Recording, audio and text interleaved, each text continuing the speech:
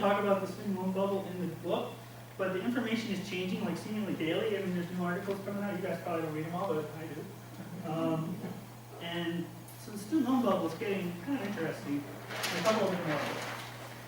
So here we were back in 2005, and the default rate on student loans was around 6%. The Harvards and the real schools of the world are around 2 or 3 or 4%. The community colleges are, call it 8, 10, 12%.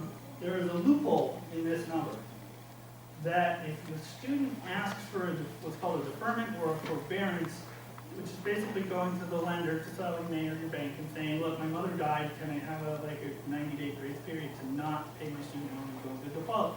And they say, sure, no problem.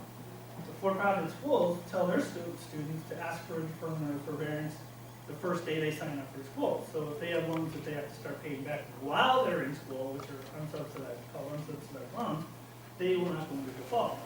So then they figured out another loophole that they can extend that period for 3 years, never mind 9 months or 6 months.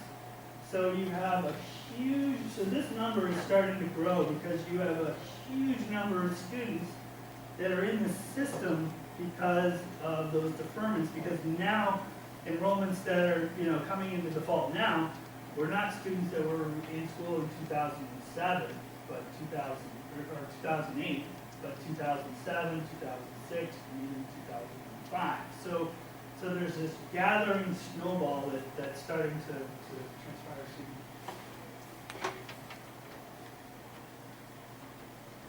I'm going to lose my voice at some point here. So anyway, so as of today, we were at 6% default rate on 350 billion, which is not a lot of money, versus today, where the bubble is at 1.1 trillion with an 11.3% default rate. Now, first of all, Tom Harkin in his study proved that, and I have some of my own numbers in here. These are just my own thoughts. Don't shoot me over.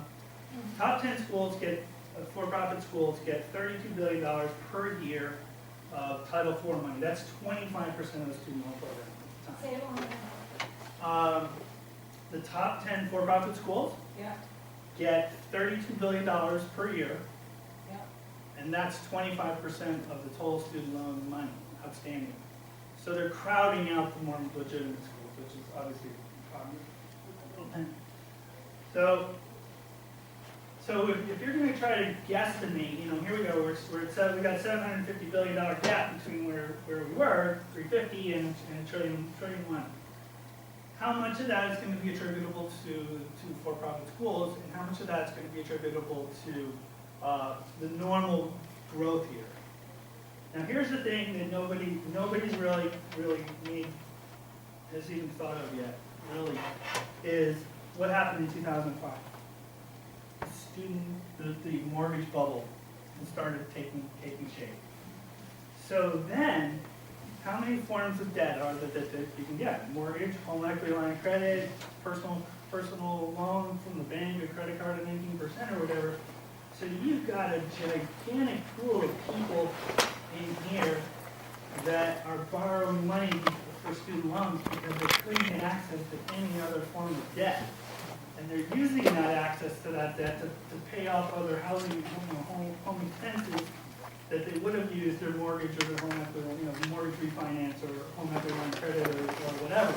So the rate on the student loan at that point was 6.8%, which is cheaper than absolutely everything else. So some portion of that $750 billion is going to be those people, and they're not really bona fide students, but they borrowed student loan money.